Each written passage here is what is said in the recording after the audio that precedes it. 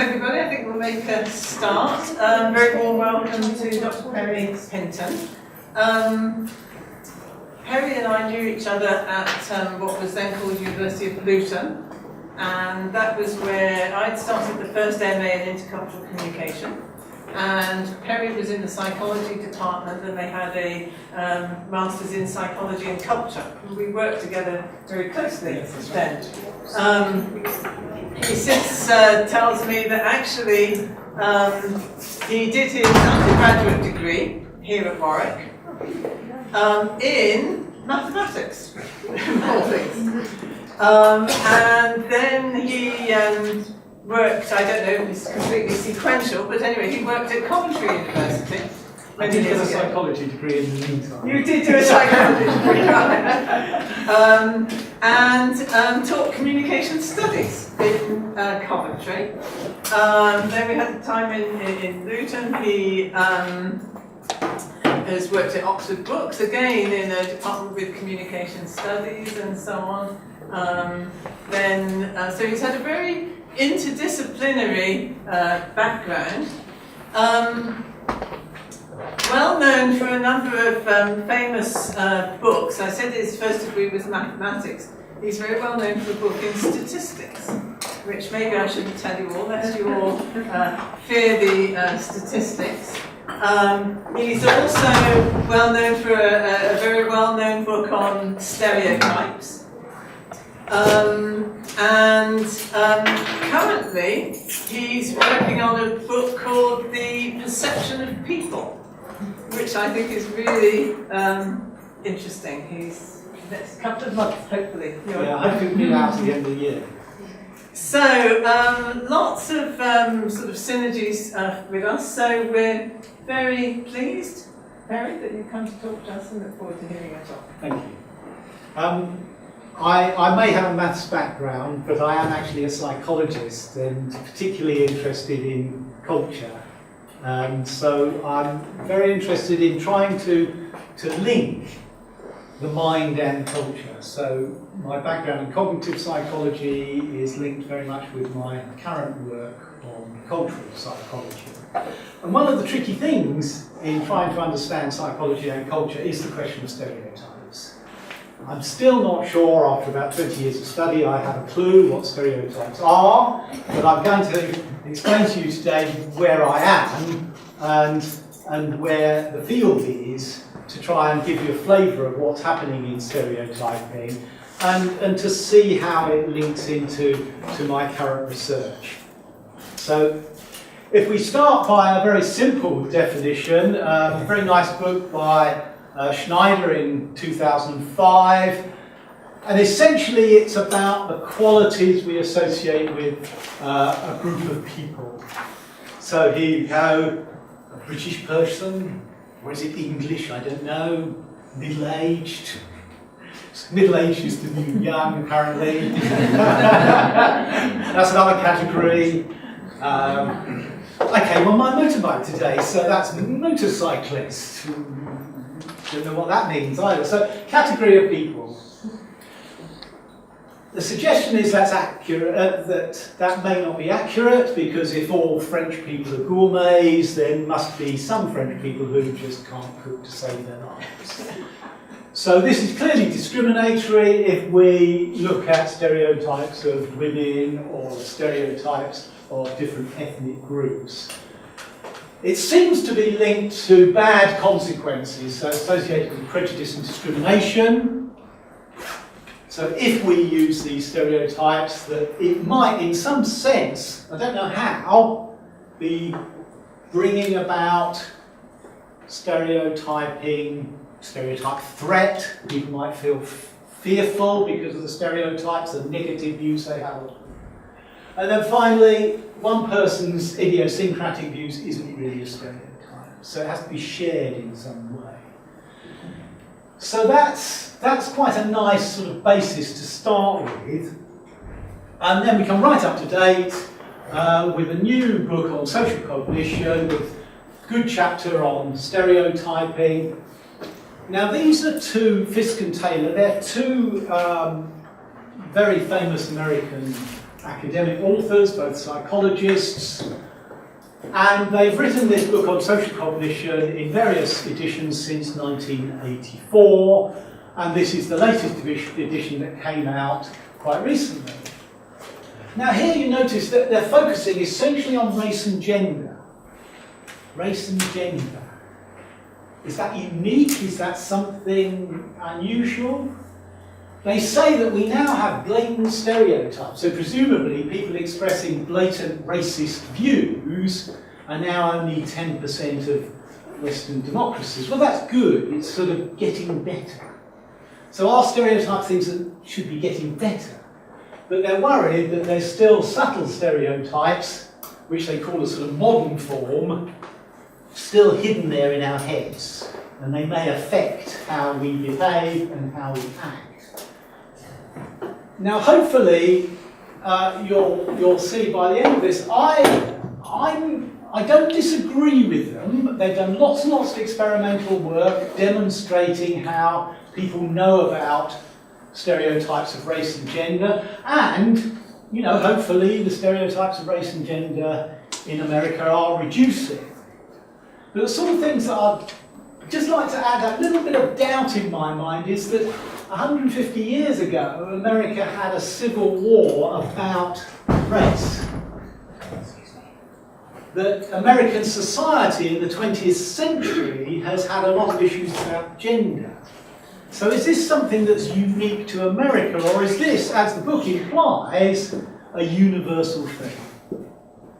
So I'm adding a slight thought in the back of your minds that does this focus mean the same in other countries? They also argue that to explain this stereotyping, there's a sort of bias into group rivalry, into group favouritism, dominance, threat, and that stereotyping is a sort of cognitive bias. But because there's this other group out there that for some reason you don't like, your mind is biased. Again, I'm slightly concerned about this because a bias, like if your shopping trolley has got a bent wheel, you can make your shopping trolley work better by straightening it up. Now, if that's people's minds, we need to straighten up their minds because they're not quite right. Now, is that the way how people's minds work? I don't know. So a cognitive side of intergroup bias. Now, their beliefs about groups, that's right, but is it a bias or a cognitive error? So, what I'm saying is that the current view, particularly in the American textbooks, is that really we should focus on race, age and gender, and from this quote they say that, but very little has been done on age. There's some work done on age, but not a lot. Most of the American academic research in psychology has been on race and gender. And it's a sort of bias. Your brain needs to be recalibrated. It's good if people don't behave in prejudiced ways.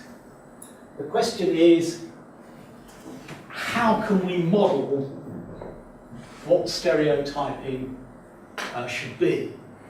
And this is one suggestion, this is the latest. But let's quickly go through, before I come up with my interpretation, just a quick flavour of what psychologists have been looking at over the last 90 years. So if we start, Walter Lippmann was a journalist and a political commentator. He wasn't a psychologist, he wasn't a linguist, he wasn't a sociologist, he was a political commentator and journalist. He wrote a book called Public Opinion, which I don't know if it's in your library, but I recommend reading it because it's a brilliant book. And chapters 6 to 10 are all about stereotyping. And he was the first person, in a sense, who brought the word stereotyping into the academic domain. Now, if we have a look and see what he says we tend to perceive that which we have picked out, in the form stereotyped for us by our culture. So it's not necessarily some sort of cognitive bias. Your culture is structuring the world, and then you perceive it in terms of those structures. That doesn't seem to have persisted in the views that we have today, because I think that is crucial. And arguably it's just as important today as it was 90 years ago. Listen to what else he says. Modern life is hurried and multifarious. There is neither time nor opportunity for intimate acquaintance. Facebook. Blogs. We notice a trait or a well-known type and fill in the rest of the picture by means of the stereotypes we carry around in our head. I've analysed some of the blogs that the BBC have related to some of their programmes. And it's amazing the types of things people say in their little 2 or 3 sentences. About footballers, about celebrities. And to me, they're like gems of stereotyping. Somebody is a typical wag. Wag? Do we know what a wag is? Wives and girlfriends of footballers. So that's what somebody puts on the blog. I think that person on that programme is a typical wag. So again, Lippmann seems to be picking up on something that modern life has even more so now than it did in 1922. So I'm a believer in Lippmann. It's a pity that he's been forgotten.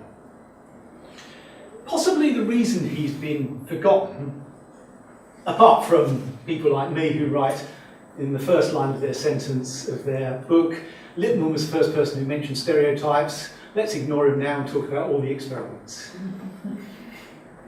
Nobody actually reads what he said in his chapters, which are worthwhile.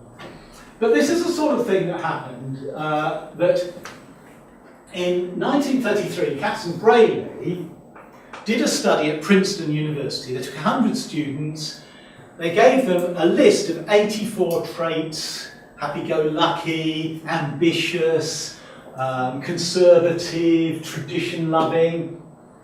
And then they asked them all to tick their favourite 5 traits associated with 10 categories.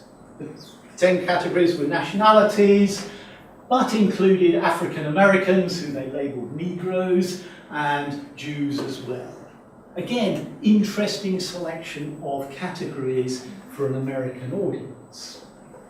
What they found is that when they combined all the results of those 100 students, there seemed to be a fairly consistent view of the Americans as industrious, intelligent, materialistic, and so on. So they took the top 5, but it could keep going on and finding ones that were less popular, but I've chosen the most popular ones to start with. English people were sportsmanlike, intelligent, and so forth. Italians were artistic, impulsive, and passionate. Now, statistically, the probability of selecting these characteristics by chance would have been much, much lower. So the argument was they've actually selected something that indicates a belief that people hold rather than random selection. Gilbert did the same study at Princeton, although it was a different 100 students, obviously, and then Collins and Kaufman et al. Did it in '69, again with 100 Princeton students.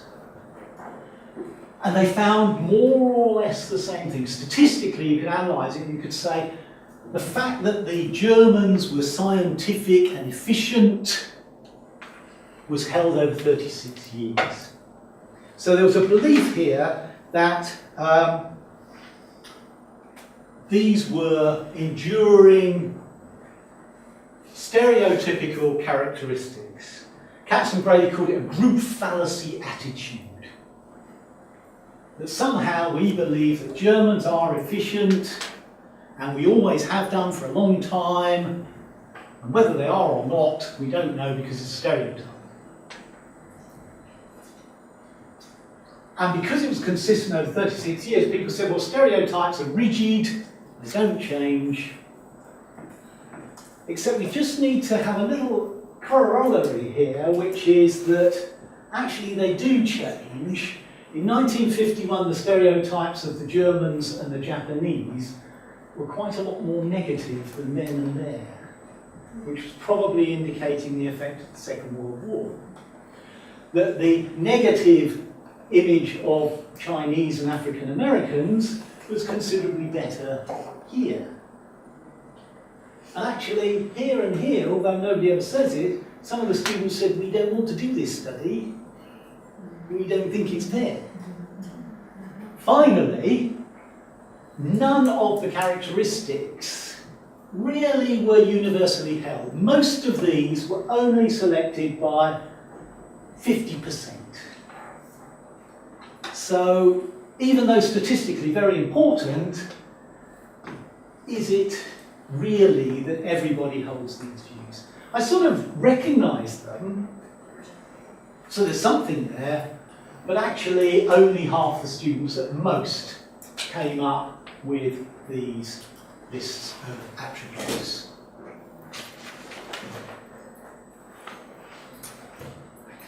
But what people then did was they took this type of study and they said, well, okay, something's going on, we're getting these rigid views. Nature of prejudice. This was a very strong link that was done here, as you can see, 20 years afterwards. An antipathy based on faulty and inflexible generalisation. So there you are, middle-aged man.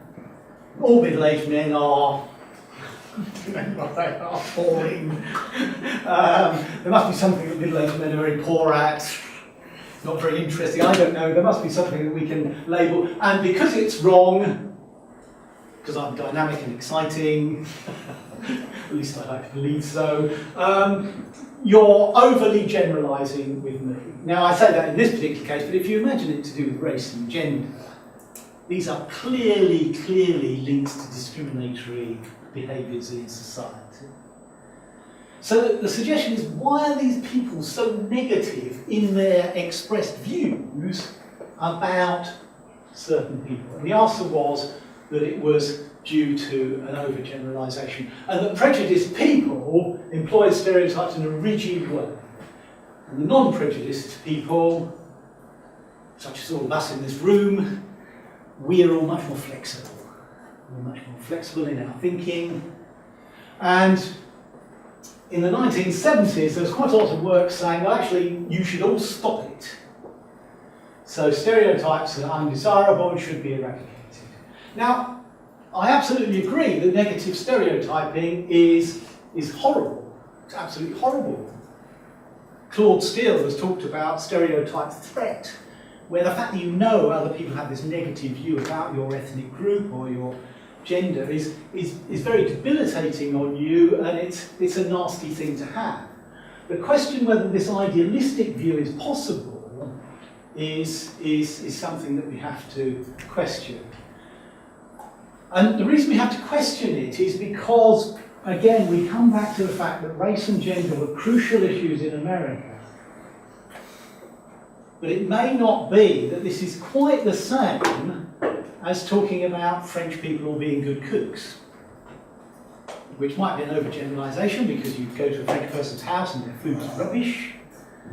But that doesn't seem to be such a negative thing as the horrible things people say about race and gender. So people said, okay, if we don't do it, but those people out there do it, who does it? Well, it's the Conservatives, isn't it? Sorry, not the Conservatives, the big C. But essentially what they were trying to find is people with rigid views. And authoritarian people seem to have rigid views. Adorno and his colleagues in the 1950s had essentially all escaped from the Nazis in the 1930s, that they were sociologists and so forth, and they were trying to understand what anti-Semitism was all about.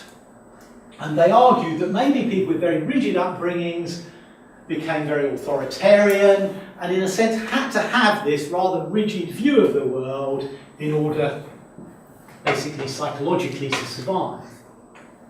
So it looked, at hindsight, or initially, let's put it that way, as if these rigid people were the ones who had the rigid views. So all those liberal people in universities doing the studies, they were non-prejudiced, and all these conservative people out there with their authoritarian upbringings were using stereotypes. The only problem is, Adorno in his own work showed that wasn't the case. And more importantly, Michael Billig's work on arguing and thinking, particularly in the 1980s, showed it wasn't the case. So, let me give you an example. A sexist person comes up with a view that women are incapable of political office. Completely sexist view. You come up and you say to them, actually, Angela Merkel, the most important, most powerful, cleverest leader in Europe. Now, in theory, we'd say the person should say, you're right, I've changed my mind. I won't be a sexist anymore.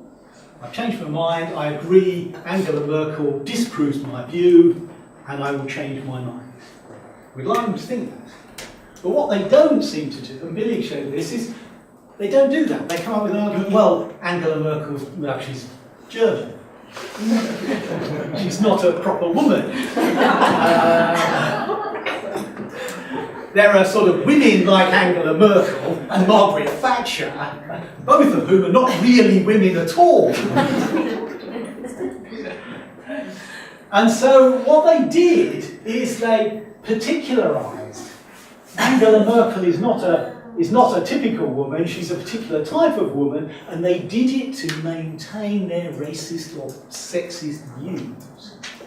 We would hope that pointing out the errors of their ways would make them change. But they didn't. They used their intelligence to argue their case.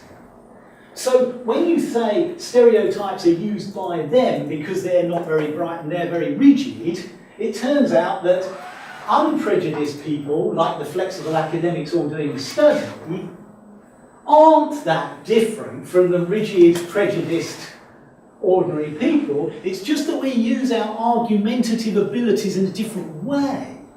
So I will say, hopefully, that Angela Merkel and Margaret Thatcher are indications, despite the prejudice in society, that women can still achieve the highest office, and when they get there are extremely good at it. However, the sexist can, by this process of subtyping or particularisation, make a distinction between these groups to try and defend their sexist position. So stereotypes, in a way, are things that prejudiced people don't want to use, possibly, we'll see about that in a moment, but that the prejudiced might use them and particularise, so it doesn't look as though there's a difference between, in a sense, the rigid people and the non-rigid people. So we have to now look at stereotypes in a different way.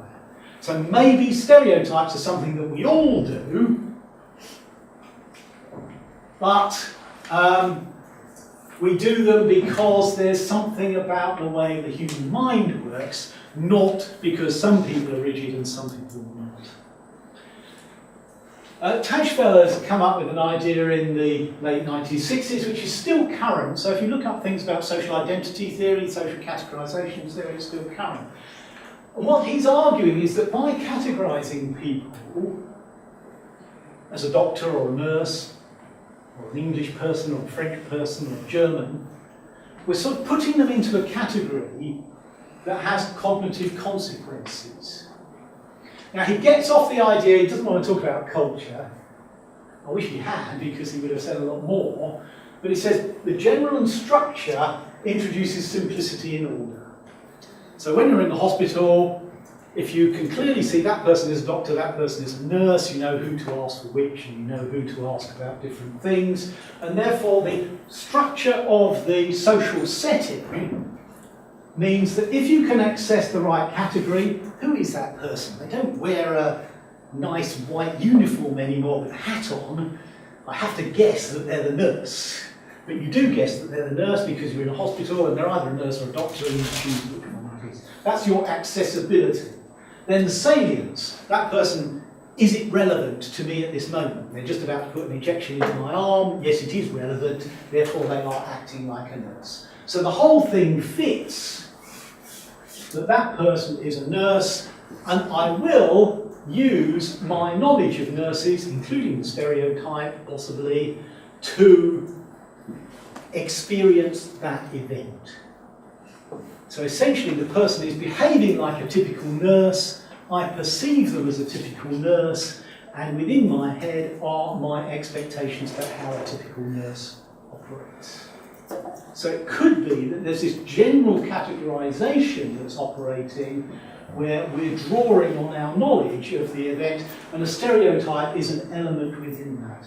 In fact, Houston in 2007, in a book on categorization, talks about the fact that a stereotype is the social reality of the situation. When the categories come to mind, it's relevant to the situation and it fits the circumstances. So in a very stereotypical setup, the nurse is a stereotype of the nurse. So you can see that this is a much more general view than the negative things to do with prejudice. It's about the meaning in a particular situation. So that's one of the alternative views that we put forward. The other one, which is the big thing, and as I say, this cognitive research from 75 to 2014 is genuinely the case. And anybody who hasn't read this book, I suggest you do read it. And essentially what Daniel Kahneman, who won a Nobel Prize for economics, because they don't have Nobel Prizes for psychology, but he argues that the mind works in two ways. In fact, I did my PhD on this area as well. And what the mind does is we have quick, strategic solutions to problems.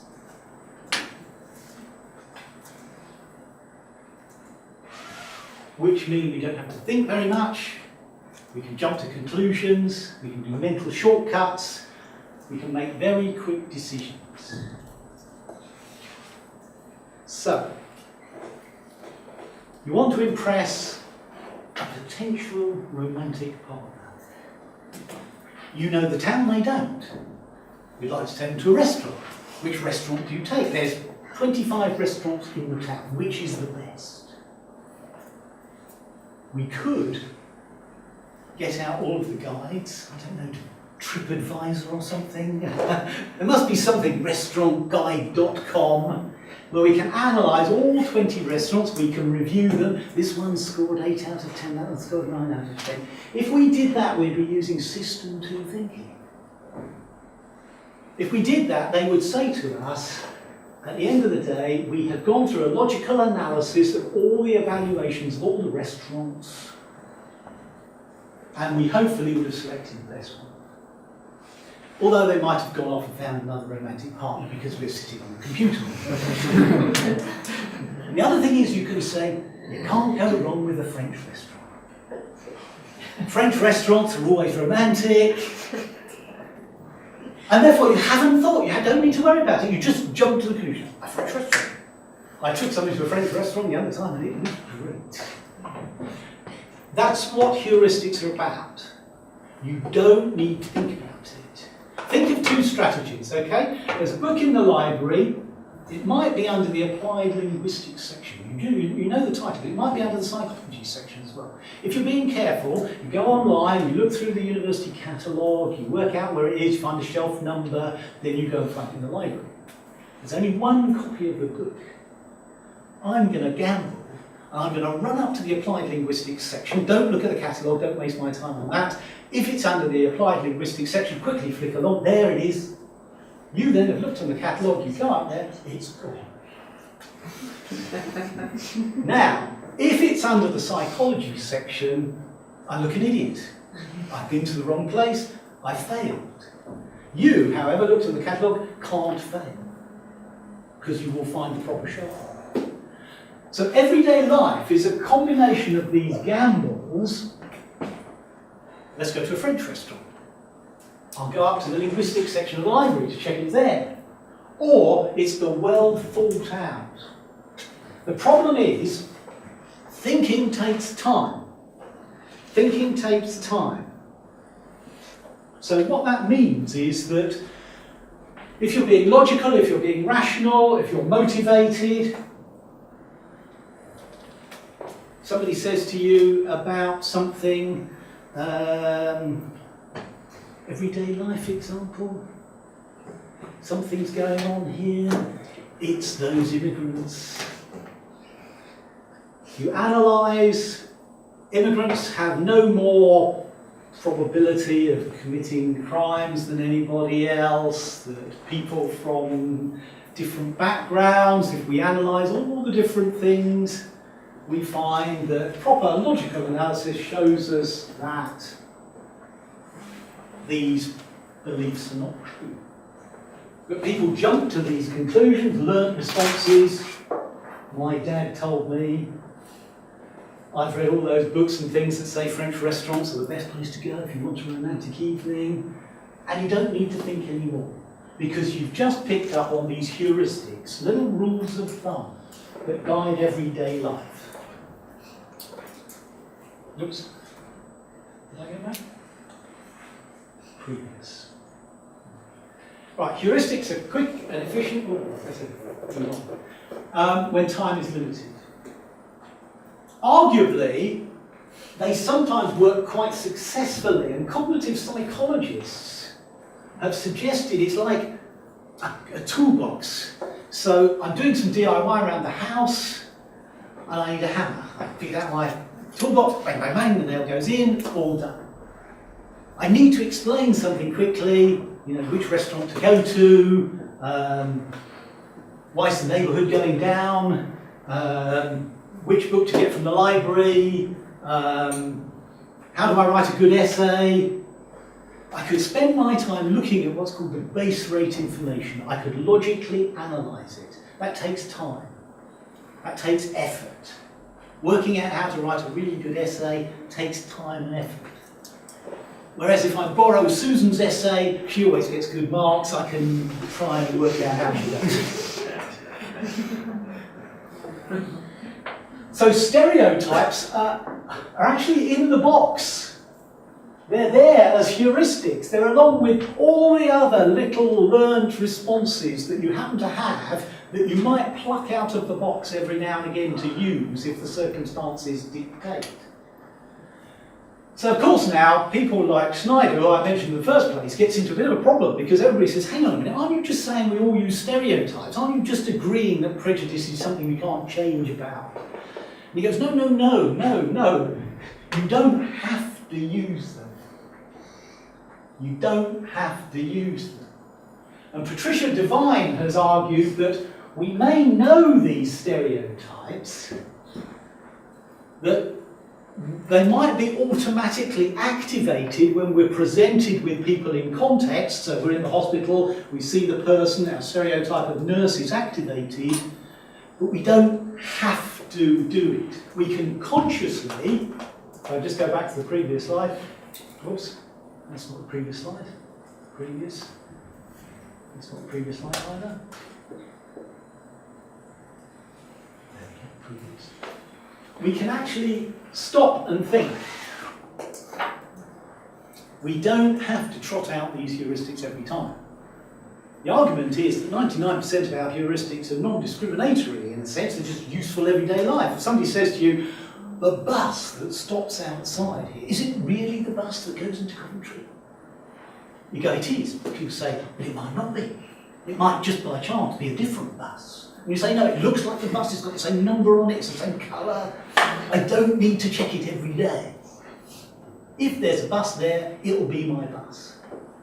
And then one day a private bus comes along and you get on it and it says, this is a private bus, you can't get on. You say, that's okay, every now and again I don't mind making mistakes, 9 times out of 10 I don't need to think and it always works. So heuristics always work, but you can stop and think. And the argument people like Schneider say is that stereotypes are part of the toolbox, but, part of the toolbox, but that you don't have to use them because you can take conscious control and suppress them. I know racist and sexist stereotypes, but I make sure I don't use them. That's what cognitive people say. So if you read Kahneman's book, which is a nice little penguin paperback, I think it's penguin paperback. As far as I'm concerned, all paperbacks are bound by penguins, so it must be. Kahneman's paperback, it tells you about how they think the mind works.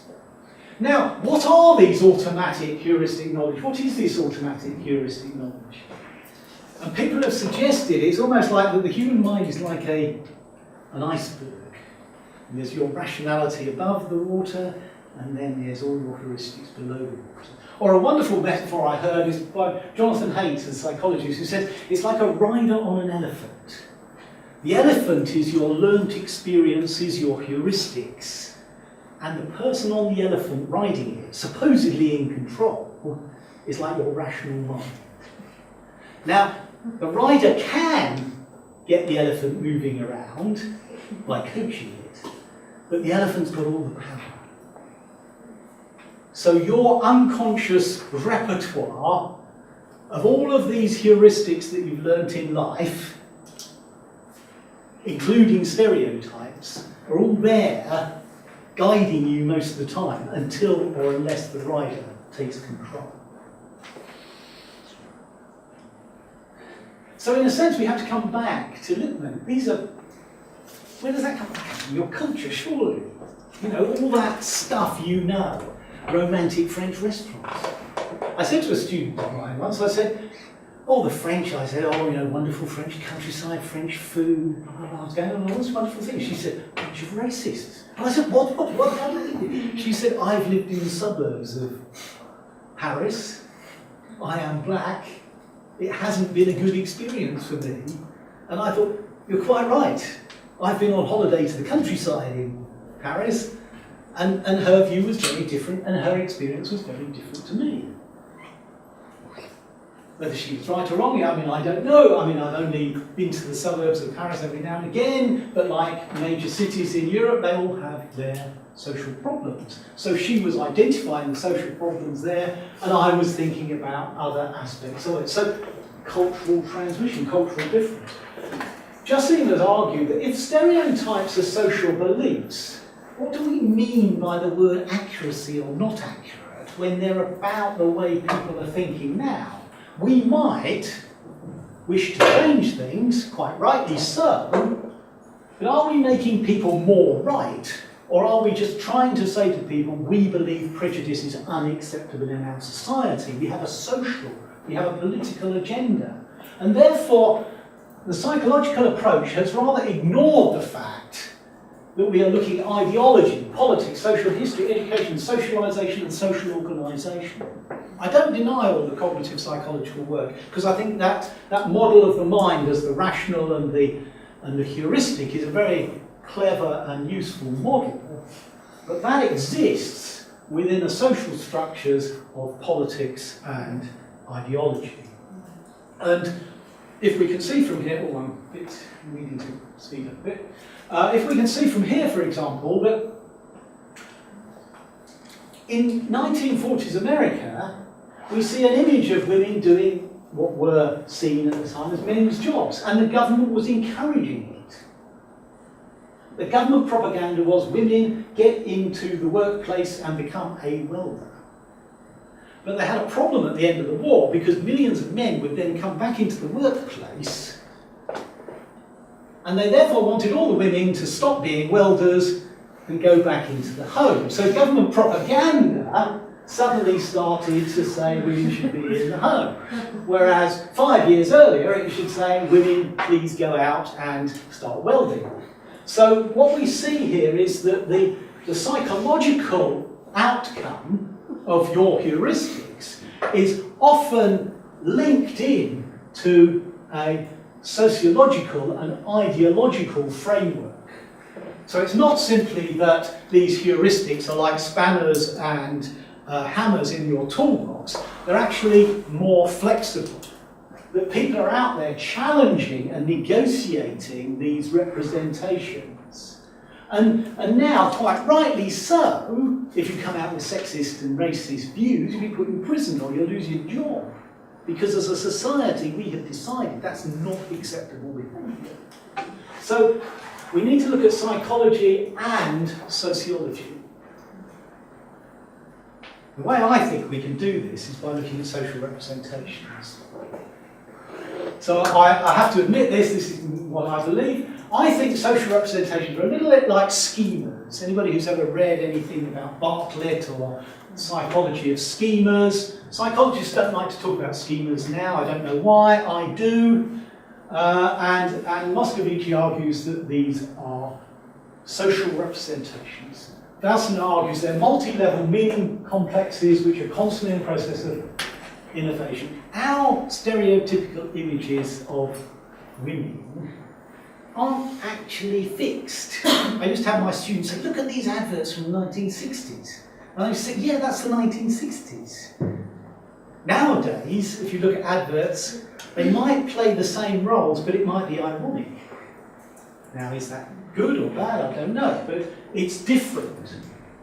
That the individual and the social are inextricably linked. Moscovici talks about this, about the analogy with money. I have some money here, for those of you who've never seen any. This £5 belongs to me. I would be very distressed if you stole it. But I only have had it for 2 days because I got it when I bought a lottery ticket. And I may not have it for very much longer because I might give it, well, I might give it to you. Actually, unless you've got some lottery tickets. So you see, this money is mine. I believe it's mine. It's really mine. Like my beliefs are really mine. But they only exist as part of a socially interactive exchange within a society and a culture. I don't care about this particular £5 note. It's what it means to me and means to you. And if I'm the only person who thinks this is a £5 note, I come up to you and say, this is a £5 note, give me some lottery tickets, you'll say, that's not a £5 note, because you don't agree it's a £5 note, whereas this you do. So social representations only exist between the individual and the social. And the analogy with money allows that to happen. Social representations are beliefs. They are these multi-level meaning complexes. They're my view of the French and French people's views of me. And what we can do is we can introduce new representations by anchoring them to known ones. So when they first introduced a car, it was a horse's carriage. When they first introduced a radio, it was a wireless. It was just like those those wireless things, but it's got no wire on it. It's a transistor radio. And then computers. We still call them computers, but they're much more interesting for social media. We don't actually compute with them. I mean, 99% of people don't use their computers for computing, but they've kept the title. Similarly, we can objectify, so new representations, yuppies, nerds, come into the language and they gain their own objective meaning. So teenagers probably didn't exist before 1940, and yet now we talk about them as if they're a serious category of moody, untidy people embarrassed by their parents. So actually, people know that. I watch television programs and, hey, there's a stereotypical teenager, but teenagers only come in as a new representation because we are talking about it. And this is the crucial thing, that all the psychological work has ignored communication. The point about social representations theory is people are not isolated cognitive systems. They work through communication. This is why mass communication is so important. Look up the newspapers every day and you will see representations that you could argue are stereotypes. Moscovici calls the world of science, or of logical knowledge, the rarefied universe, but the world of common sense, the consensual universe. And this is where all of our representations live. And this might be about things like how we do things within cultures. So some people, take out a handkerchief and blow their nose. And somebody said to me, "That's very strange, why do you save it?"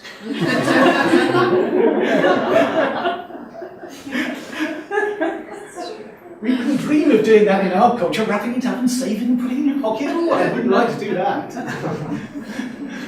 So we notice that common knowledge is the things you don't even know you're doing. That's why it's this automatic unconscious stuff. Until somebody says you should blow your nose like that. I don't know what's the right way to do it. Unfortunately, I'm rooted in my culture. I can't get out of it. So what we have is that common knowledge, the things that we draw up within this automatic mental processing, heuristic way of thinking, isn't some weird sort of library of books with all sort of knowledge in. It's actually the cultural world, the consensual universe of social representations. And because they're social representations, they are open for negotiation.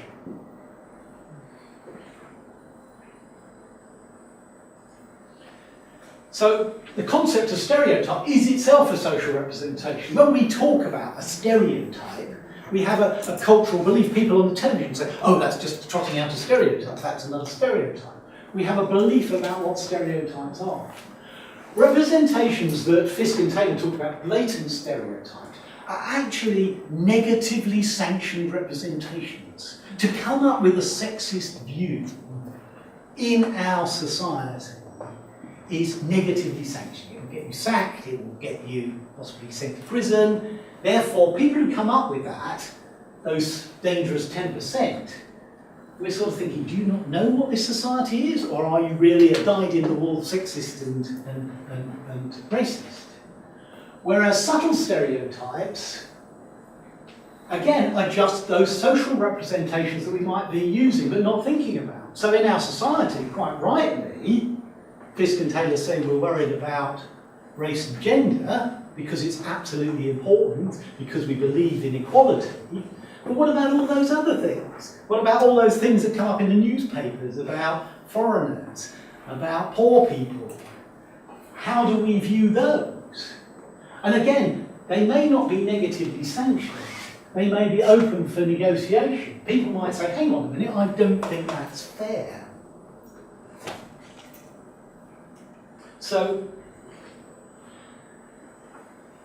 social representations are not fixed. They're not fixed representations. They might be enduring because people keep using them. Even using certain representations in an ironic way, or to say they're bad, still perpetuates an awareness of them. Most communication has a purpose. You might be going to a restaurant and you think, I'll go to the French restaurant, but in most cases, it means something. When a politician stands up and starts talking, they're not just trying to tell us the truth, being accurate. So when Fisk and Taylor are saying, oh, it's all about, it's a bias in that way, what people are saying is, I want to be biased. I want my opponents in the political world to lose, and I want to win the election. Social representations are constantly being reinforced, challenged, and negotiated. The meanings may change within the context, and we want to know why people are using these negative representations where culturally we don't regard them as acceptable. So stereotypes are cultural myths. They are social representations, but they're cultural myths. Karen Armstrong explained this the best, in my view, by saying that logic is how we like to work with external reality. The scientist getting you to the moon doesn't want to do it on a whim. They want to be able to get you flying to the moon accurately. But actually, accuracy doesn't help you deal with the grief of your parents' death. So if you believe certain things, it might help you live your life. It might help societies feel better about themselves. So social representations aren't true or false. They are the way we look at ourselves to give meaning. So I would argue that stereotypes haven't gone away. We're not down to our last 10%. But in media we use simplifications. News value means that we want to be simple, quick, sometimes we want to be extreme. Media representations quite often are these very quick and easy ways of looking at things.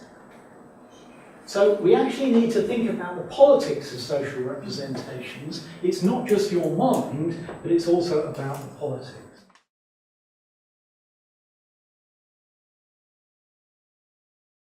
Now you can see there's a case in point where Andrew Neil didn't want him to say the stereotype is wrong.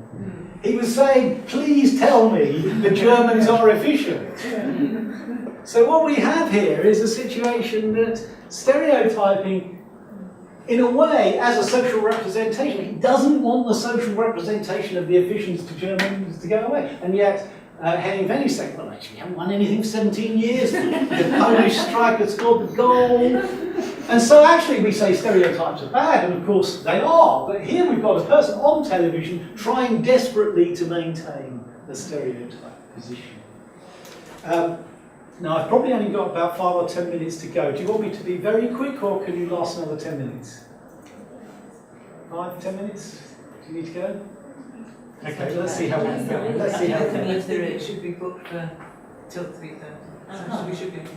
Okay, so what I personally look at is these media representations. A social representation, I argue, is transformed by a second culture. So the image of the Germans, and they don't see themselves as efficient. If you listen to German jokes and things, that's not necessarily how they see themselves. There's some of them in the room. Yes, well, do you see yourself efficient, Germans? Some do. But certainly the British have a view there. He was almost saying, you Germans are really efficient, aren't you? And Henning Venny is saying, well, actually, no, it's a Polish striker. No, we haven't done it. And Andrew Neil's final denouement is, well, it looks efficient to us English people. Because we're rubbish as a football team. That's what he was trying to say. And I argue that you get distorted and stereotypical representations when they're viewed by the second culture. So what you see here is that we interpret others in terms of our own social representations, which can be stereotypical. And I just want to argue that representations are conventionalised within a culture. So this idea that the Germans are efficient gets sort of communicated all the time in British culture. And so anytime somebody says, hey, the Germans have done something, somebody in the newspaper has to say, I bet it's efficient.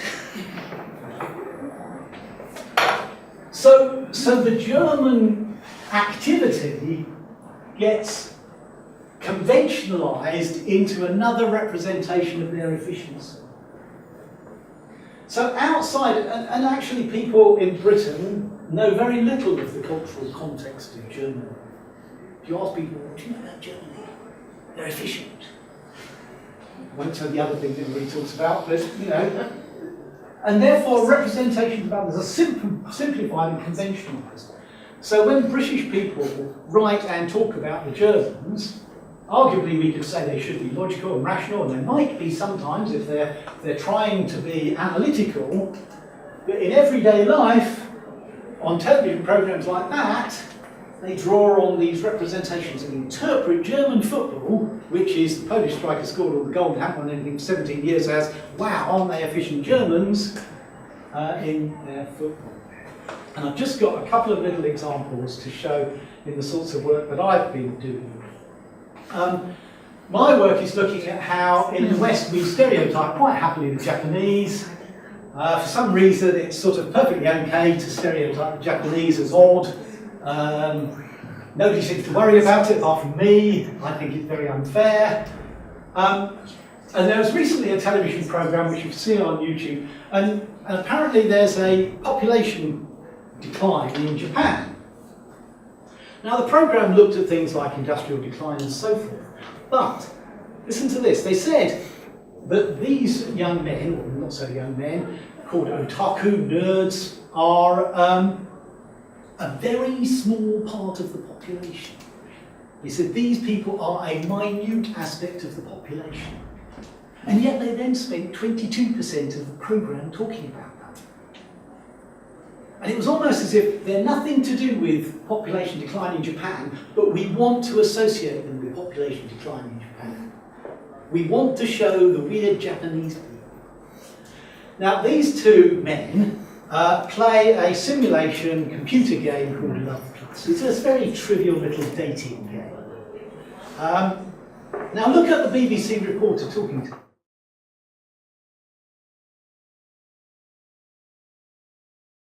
Wow, isn't that disturbing? These young teenage girls think these men are 15 and 17, but actually they're 38 and 39. I think it is quite disturbing. Hang on a moment. To be fair, how old, do you know how old the women are? They might not be. Right. Right. It evokes in the West a social representation. It evokes in the West a social representation of disturbing underage sexuality of these older men. Now, let me be honest with you. I have played computer games. I have been, in my computer game, an Italian plumber. I have been a blue hedgehog. I have been James Bond. I have never, ever been a middle-aged academic.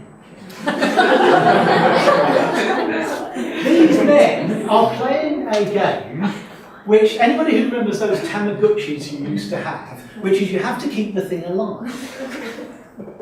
And in a sense, all they're doing is they're playing a game where they are high school people, they're high school boys. The other thing is, she thinks. The computer game character thinks. She thinks you're 17. No, she doesn't think anything. She's a computer game. I have been playing Sims with my daughter, and the people in the Sims game think I'm God. Because I am God to them. Because I create what they do. Eventually my daughter and I got really bored of the Sims game and we let them all die. Now I'm a murderer.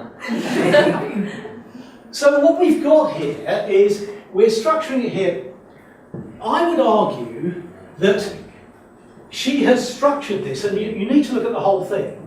I don't think this has anything to do with the population decline in Japan. Also, she is evoking a Western representation of, I don't know, paedophilic sexuality or something like that, which is being located on there.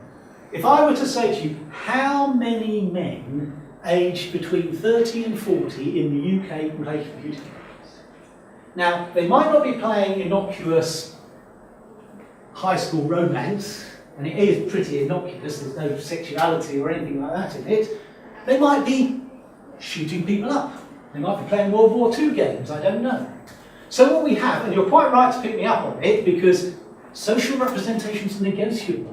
We might choose to ban this game because we don't like it, and you're quite right to argue for that. But actually I'm saying, but it can be interpreted in different ways. Now look to see what happens next.